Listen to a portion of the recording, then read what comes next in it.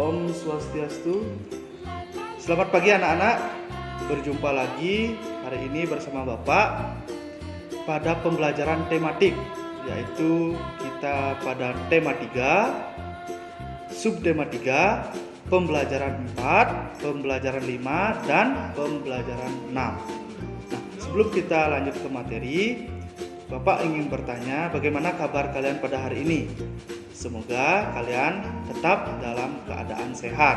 Nah, sebelum kita lanjut ke materi, ada baiknya kita berdoa terlebih dahulu.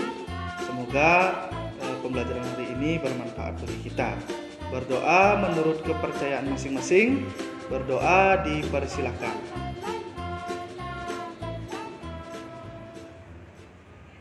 Berdoa selesai. Nah, adapun tujuan pembelajaran kita pada hari ini, yaitu yang pertama, kalian mampu membuat rancangan iklan dan memperagakan iklan yang telah dibuat. Yang kedua yaitu kalian mampu mengetahui perbedaan bekerja seorang diri dengan bekerja kelompok. Yang ketiga yaitu kalian dapat mengetahui penyakit pada organ pencernaan manusia. Yang keempat yaitu kalian dapat mengetahui keragaman sosial budaya Indonesia dan manfaatnya. Dan yang terakhir, yang kelima, yaitu kalian mampu mengetahui ciri-ciri karya seni batik dan macam-macam motif batik Nusantara. Nah, itu tujuan pembelajaran yang kita akan capai pada hari ini. Nah, untuk lebih jelasnya, mari kita lanjut ke materi. Perhatikan tayangan berikut ini. Baik, untuk materi yang pertama, kita akan belajar mengenai membuat rancangan iklan. Iklan yang menarik akan memengaruhi penjualan produk secara keseluruhan. Untuk iklan media elektronik, selain mempersiapkan unsur-unsur iklan yang akan kita buat, kita juga perlu mempersiapkan naskah dan sketsa gambar berdasarkan naskah atau storyboard.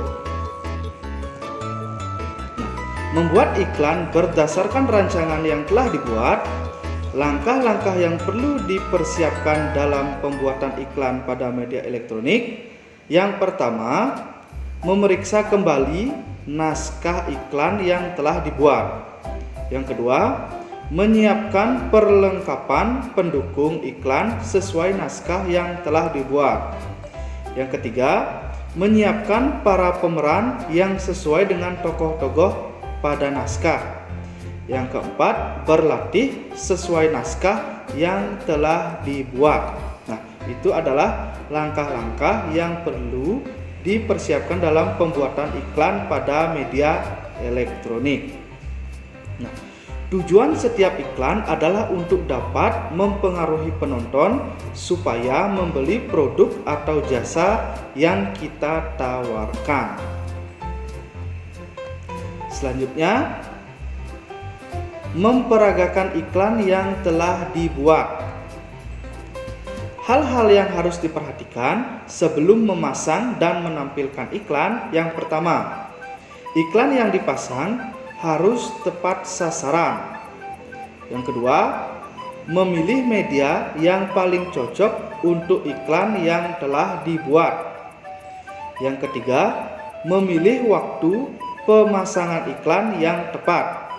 Yang keempat, membuat perhitungan biaya yang teliti. Hal-hal yang perlu diperhatikan untuk dapat menampilkan iklan di depan kelas. Yang pertama itu menampilkan dengan percaya diri. Yang kedua, menggunakan suara yang jelas. Yang ketiga, memastikan semua perlengkapan pendukung telah disiapkan.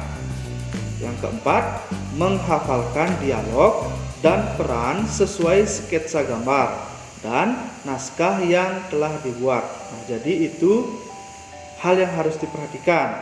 untuk memperagakan iklan yang telah dibuat.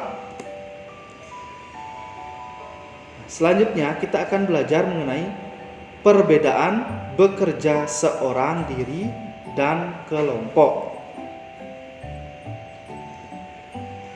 Manfaat keragaman dalam kelompok itu yang pertama dapat saling bertukar pendapat. Yang kedua, kita belajar bertoleransi. Yang ketiga, mampu menyelesaikan masalah dengan kebersamaan. Itu 3 manfaat keragaman dalam kelompok. Selanjutnya, kita belajar mengenai penyakit pada organ pencernaan. Nah, penyakit yang menyerang organ pencernaan yaitu seperti MAH, ulkus, dan kolik. Itu biasanya menyerang lambung. Yang kedua itu diare dan sembelit. Biasanya menyerang usus halus ataupun usus besar. Nah, penyebab penyakit organ pencernaan yaitu yang pertama bakteri, virus, dan kekurangan serat dan vitamin. Jadi itu beberapa penyakit yang ada pada organ pencernaan pada manusia. Selanjutnya kita belajar mengenai keragaman sosial budaya Indonesia dan manfaatnya. Indonesia kaya akan keragaman sosial budaya.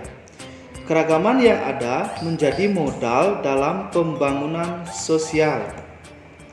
Contoh manfaat keragaman sosial budaya Indonesia. Yang pertama, menumbuhkan rasa nasionalisme. Yang kedua, sebagai identitas bangsa di mata internasional. Yang ketiga, memupuk sikap toleransi sehingga persatuan Indonesia tetap terjaga. Yang keempat, sebagai ikon pariwisata sehingga menambah pendapatan nasional. Yang kelima, sebagai sumber pengetahuan dunia. Selanjutnya kita akan belajar mengenai ciri-ciri karya seni batik. Ciri-ciri batik tradisional yaitu coraknya memiliki makna simbolik.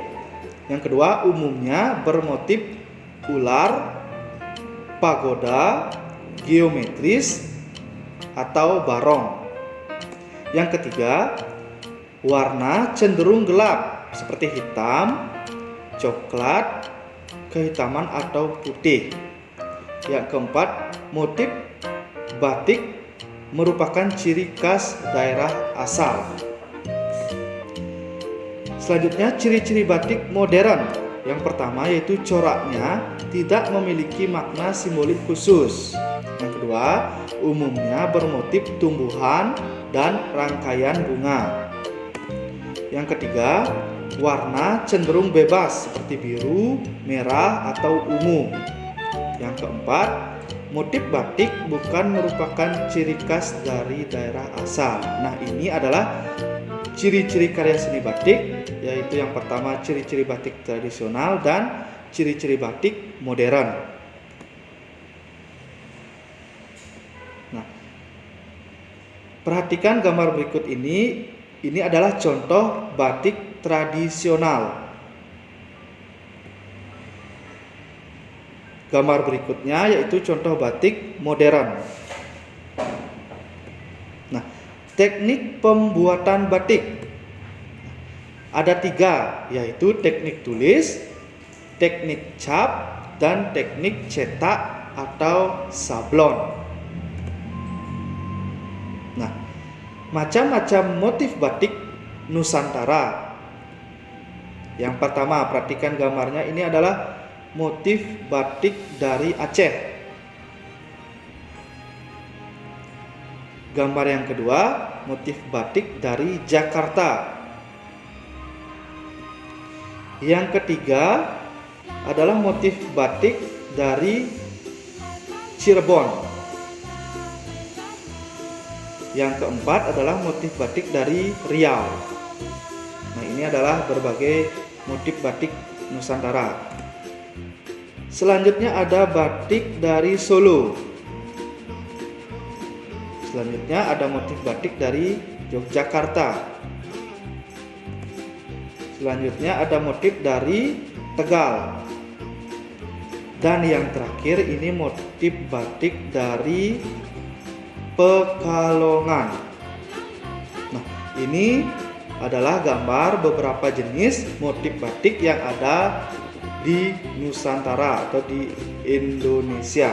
Nah, sekian pembelajaran kita pada hari ini. Bagaimana perasaan kalian? Tentunya menyenangkan ya. Nah, sebelum kita mengakhiri pembelajaran kita hari ini, yaitu mengenai tematik tema 3, subtema 3 pembelajaran 4, 5, dan 6, mari kita simpulkan apa yang sudah kita pelajari tadi pada materi. Nah, untuk yang pertama, kesimpulan mengenai membuat rancangan iklan dan memperagakan iklan yang telah dibuat.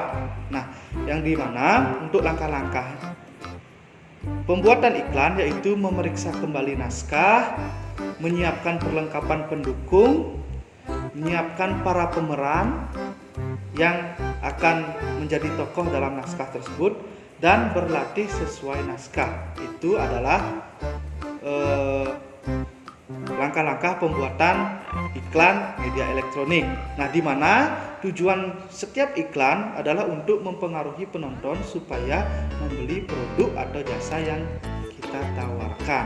Nah, untuk memperagakan iklan yang sudah dibuat, yaitu sebelum memasangkan kita harus memperhatikan iklan yang dipasang harus tepat sasaran, memilih media yang paling cocok untuk iklan yang telah dibuat, memilih waktu pemasangan, dan membuat perhitungan biaya. Nah, itu adalah langkah-langkah pembuatan media iklan elektronik dan memperagakannya seperti apa.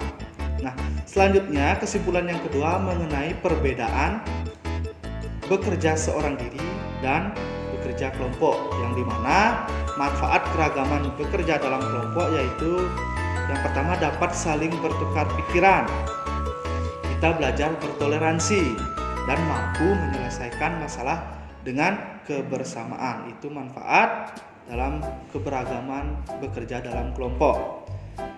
Untuk yang ketiga, kesimpulan mengenai penyakit pada organ pencernaan manusia, di mana tadi sudah kita pelajari penyakit apa saja yang ada dan penyebabnya.